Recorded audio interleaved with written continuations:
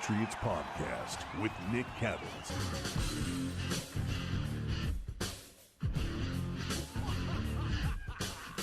Hey everybody, welcome back into the Greg Bedard Patriots Podcast. Today is Friday before the Patriots take on the Titans. We are joined again and very appreciative that Greg Cosell, the executive, what are you now? The executive director? I don't know, what am I? Executive producer, analyst to NFL Matchup, NFL Films guru. He's a friend of the program, and the reason I brought him in again is because he does a hit every week with Outkick and the guys in Nashville. It's not with Outkick. Oh, okay. It's with the radio station down in Nashville, and then I do a podcast with him as well called The Install. That's right. I actually have that saved on my phone, and I listen to it. That's good. A lot of times. People should check that out. Then not only do they do a lot of on the Titans, but they go around the league and they hit on everything. So everybody should check that out. The podcast is called The Install with Greg Cosell. But Greg watches a lot of Titans for his gigs over there. And so we think this is a big matchup in AFC, but I don't know what kind of Titans team we're going to be out there. The injury report just came out. The Titans have ruled out, among others, A.J. Brown, and I'm just trying to call it up to make sure I get everybody, because there are some significant people on there. I'm having a little trouble with my internet in this hotel room, but let's see. Okay, here we go. So the Titans have ruled out A.J. Brown, guard Nate Davis, Rashaan Evans, very good linebacker, David Long, a very good linebacker, running back Jeremy McNichols, leaves them with two healthy running backs, Tayer Tart, a defensive lineman. They also, Jayon Brown, another good linebacker, is questionable. Greg Mabin, Elijah Molden, another good cornerback, Jeff Swaim, a good tight end, has been battling concussion issues, but he was full participant on Friday, so I would expect to see him out there. Greg, that's a big list. It is a big list, and of course the Patriots have 10 questionable, but I'm sure everybody's available because they are fully healthy right now. Greg, what kind of Titans team do you guess that we're going to see on Sunday? And I guess we can use the Texans game as a jumping off point. Everybody saw the loss and said, "Oh, this is horrible. They can't do this, they can't do that. Derrick Henry, blah blah blah." I don't know. I watched the film and I thought they were okay. I thought they were productive. I just thought that they had some really, really bad plays. And but just where do you think the Titans are at this point in time? Well, right now the biggest issue for the Titans is their offense, because with all the injuries, they've really struggled to do two things, which are the way they play are very, very important, Greg. They do not run the ball very well at all right now. And in fact, they'll go with Dontrell Hilliard probably as their feature back. As you know, they cut Adrian Peterson. Mm-hmm. And it's funny, I actually watched the Titans offensive tape before they cut Peterson, and I made a note that Peterson at this point in his career is just running to get tackled. So I guess they saw that the same way because they obviously released him. But they can't run the ball, and over the last 3 games, they produced no explosive plays on offense. They've had 3 20-plus yard completions in the last 3 games. One was a screen. One was a quick slant to Marcus Johnson, who's also on IR and finished for the season, that he happened to run after catch to make it a big gain. And the third one was this past week against Houston, in which Houston busted the coverage. So they've really had no explosive pass plays. So when you look at an offense that can't run the ball and can't create explosive pass plays, you're going to struggle in this league. And one final point, and it's probably going to be true again this week. The 3 receivers who played the most snaps for them last week were Des Fitzpatrick, a 4th-round pick who they cut and brought back, Chester Rogers, who's been around the league, and Nick Westbrook-Ahini. Those were the 3 receivers who played the most snaps, and given that Brown has now been ruled out, I would imagine that will be the case again. Yeah, and to tell you the truth, I don't even really know who those guys are. And, look, I was just typing a note for BSA about, the injury report. And, the Titans are probably going to have to go heavy on their practice squad. They have Cody Hollister, former Patriot, Right. Mason Kinsby, Austin Mack, and they signed Golden Tate this week. So not Yep. exactly running on full cylinders here. No, so we'll see, but they have really struggled offensively. Their defense has actually been very good. There's nothing wrong with their defense. They did not lose last week because of their defense. Now, they have a lot of injuries there as well, clearly, but their defense, for the most part, has played extremely well, Greg. And their front with Jeffrey Simmons, Danico Autry, Landry, this has been a really, really good front. Simmons is a really outstanding player, one of the best defensive tackles in the NFL. Without question. I mean, it's unbelievable, how much attention he gets, but also how many plays he makes. He's just dominating up front, and that'll be an interesting matchup. He'll probably get Shaq Mason a lot, and David Anders should be a good matchup there. What kind of coverages and how much pressure do the Titans bring? The Titans have not been a high pressure defense at all over this last. Well, they had the winning streak, obviously, that ended this past week, but they had not been a high percentage blitz team at all. Their MO in this winning streak has been 4-man pressure. And when they play nickel, they predominantly would play zone coverage. And when they played dime, they play a much higher percentage of man coverage. That has really been kind of their MO. I guess we'll see. The secondary seems to be okay. I mean, if you look overall, I think at this season, you'd probably say that they play a good mix, but they do have tendencies like every team. They're probably more of a single high based defense than a split safety based defense, but they do play a meaningful amount of two shell. So they're one of those defenses, and we're very conscious of this when we do pieces in the matchup show. So when someone plays against Tennessee, we pretty much say, oh, we can probably show an offensive play against pretty much any coverage, because Tennessee does kind of do that, but they are not a heavy blitz team at all. How do you think they'll bother Mac Jones? Like we'll see Bill Belichick. I'm wondering if Vrabel is similar. I haven't studied him that much. I see him when he plays the Patriots, and he always does a good job. Will he try to take away, say, Hunter Henry from Mac Jones on third down in the red zone, or will they just play it more straight? That's hard to know. I mean, obviously, Vrabel does have a Belichick background. I don't think that's what they normally do. But, I think it's important to start, and it's funny. I've been talking about that this week. And you're there, and you're closer to the Patriots than I am. And we know Mac Jones has played very well, given what he's been asked to do.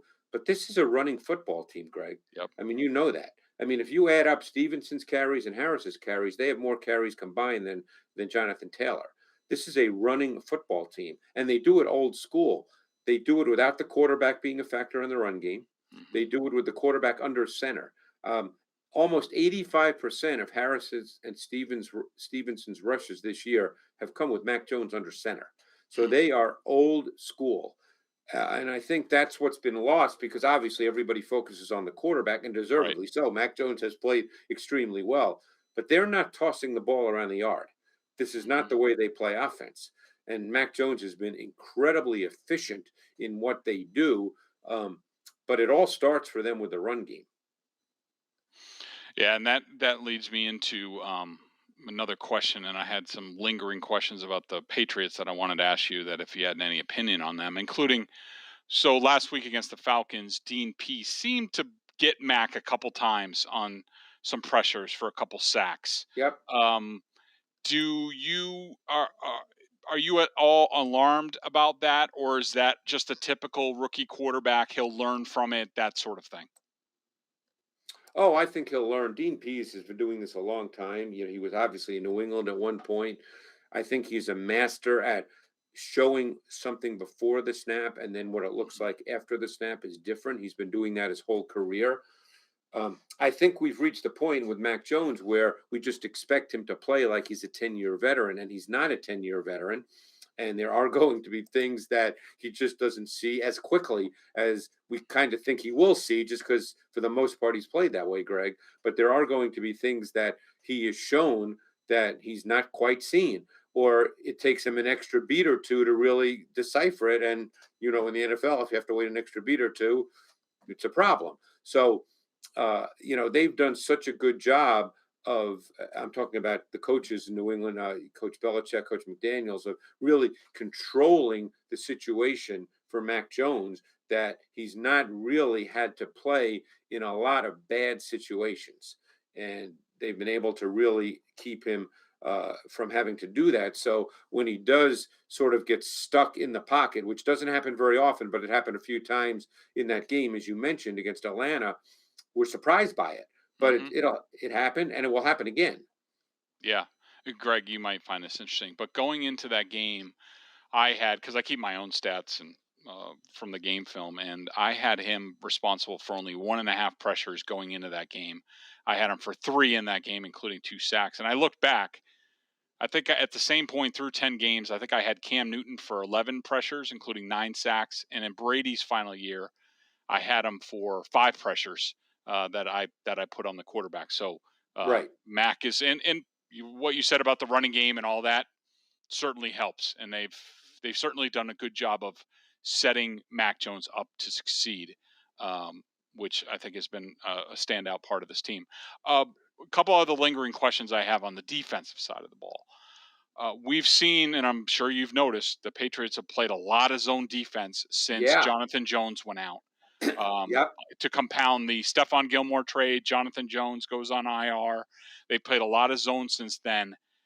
My question is, how long can they continue to do that and play the way that they are defensively, which is really well of late? Well, I think I kind of enjoy watching their defense, but you're right. They've played a lot more zone. And I think they'll do what Coach Belichick thinks is best. We know he's very opponent specific. Who knows? You could see him, because of the nature of the receivers this week that Tennessee puts out there, decide, what, this is a week I can play man. I don't, we don't know that, but you're exactly right. I think this defense is fascinating. And, there's a little bit of a trend in the league with teams. A lot of teams are playing essentially big nickel as their base defense. Mm-hmm. The Cowboys do it. Washington does it. But to me, Kyle Duggar and Adrian Phillips are so key to what this defense does, because of their multidimensional traits and their abilities, because they're essentially safeties who play linebacker. And they don't really get hurt badly by the run game.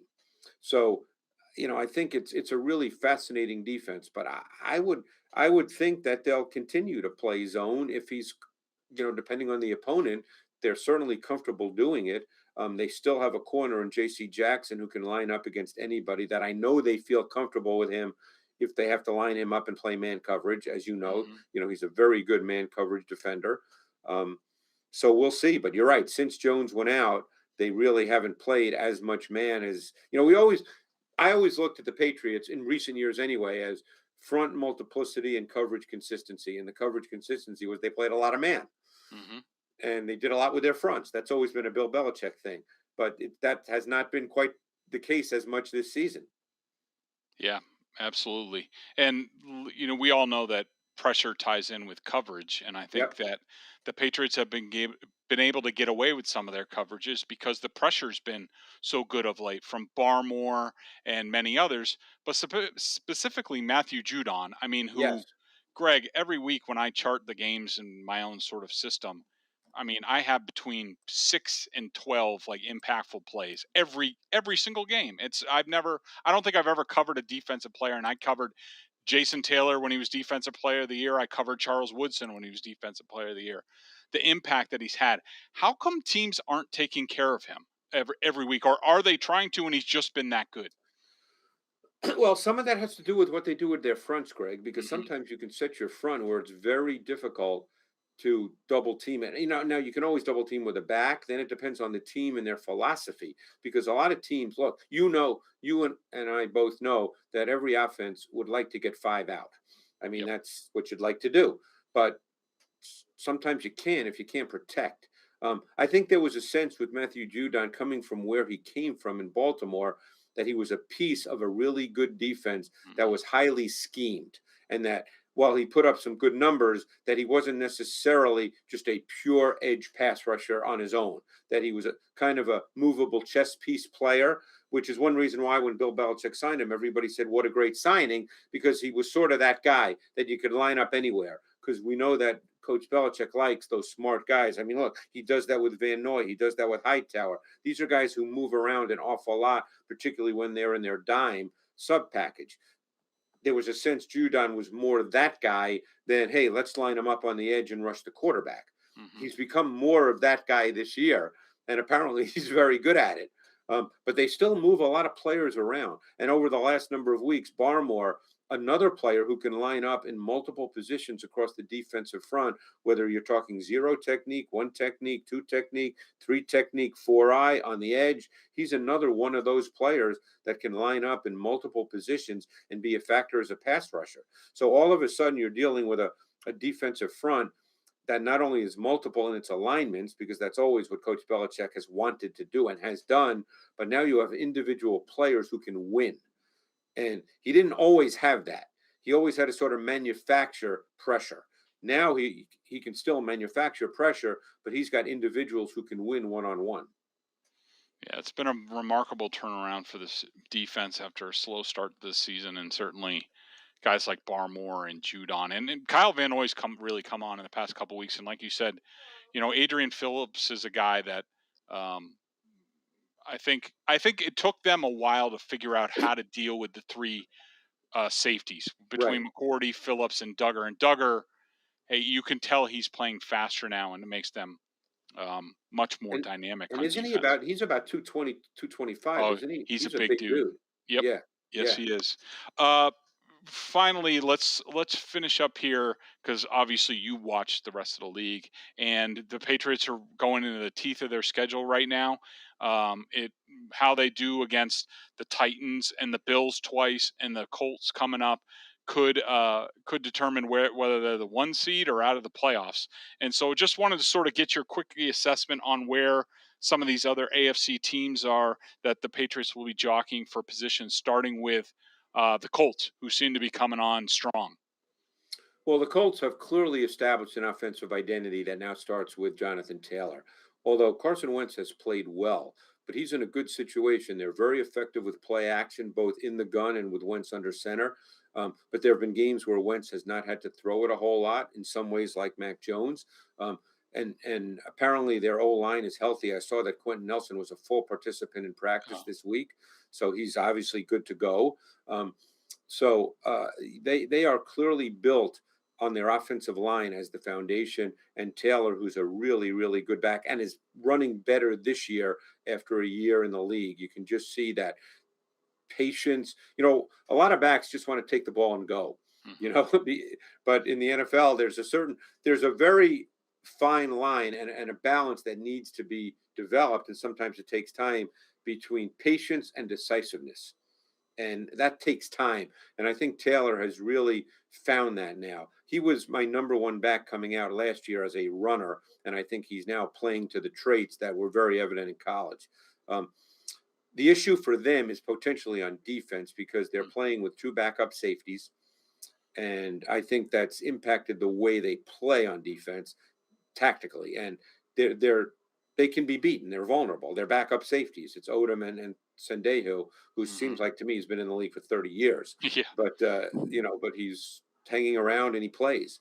If you look at the Bills, and obviously they played last evening, they're clearly trying to develop a running game that has value. They'll never be a high volume run team or a run first team, but they were getting stuck, which some teams do, in just throwing it too much. And it's not just the quarterback then who potentially has an issue. Their O-line is not good enough to throw the ball 40, 45 times a game by choice. It's just not good enough. And Josh Allen takes the brunt end of the criticism, and there's nothing wrong with Josh Allen. I mean, he's a really talented player. I personally think, Greg, he's the most physically gifted quarterback in the league. Now, that's a different statement than saying he's the best, but I Right. think he's the most physically gifted quarterback in the league who I could won't become argue the with best. that.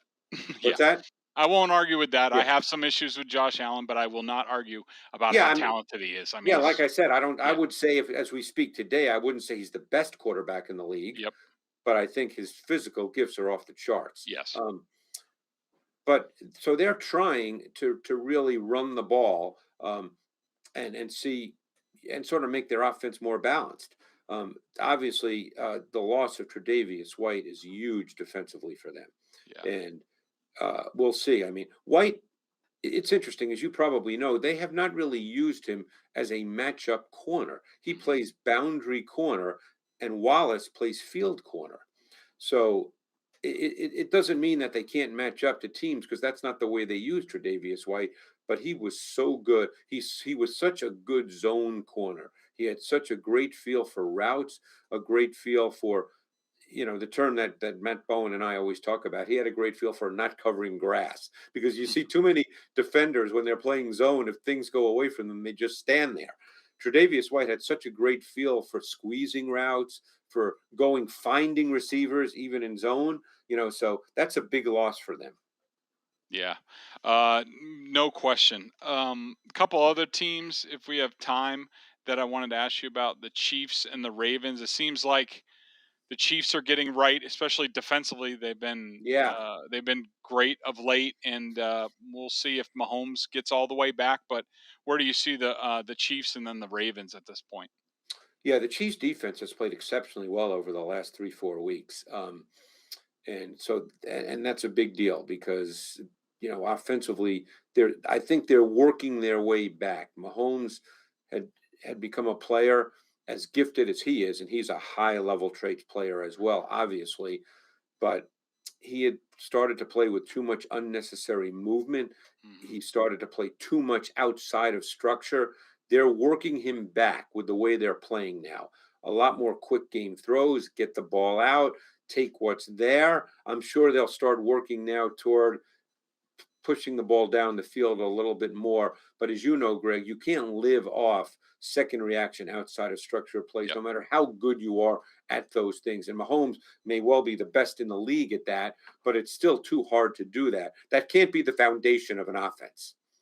And I think Absolutely. they realize that, and they're working to get him back on track, and he's getting there. And with the defense playing as well as I mean, their defense dominated Dallas a week ago, just dominated. Dallas couldn't run the ball. They got great pressure on Dak Prescott. So with the way their defense is playing, their offense can kind of work slowly back into being a really, really good offense again. And Baltimore's an interesting team. I know they win, and obviously there's something there that's good, but they're a tough team for me to evaluate. Um, Hmm. I still don't know if their pass game is high level. Their defense is not been as good this year overall as it's been in years past. So yes, they win, but I'm very curious to see where they go. Lamar Jackson will obviously be back this week. He's Hmm. still the most dynamic running threat at the quarterback position in the league, and I think they'll probably do a lot of that. He throws it better, but I still wouldn't say that they're a team that is a passing team. So it's like I said, they're a tough team for me to evaluate. Yeah. They are going to be interesting to watch. It's going to be interesting to watch down the stretch in the AFC what happens, because it seems like the Patriots, Colts, and Chiefs are all peaking at the right time, but there's still a lot of football left Oh, there's to I be know that played. that one extra game, Greg, seems to me like five extra games. I know You it's know, unbelievable. I keep telling people, I'm like, this year I can't tell. I said, talk to me like December 19th when there's right? 4 games Exactly. left. Then we'll sort of know. But Greg, I can't thank you enough for doing this. The Czar, the telestrator, and everything else. Make sure you guys check out NFL Matchup if you're not already doing that. Check out Greg's podcast out of Nashville with those guys. A ton of good information. Greg, thanks so much. Hope you and your family had a great Thanksgiving. And we'll check in with you down the road as we get rolling into the playoffs. Thanks, Greg. Appreciate it. Thank you.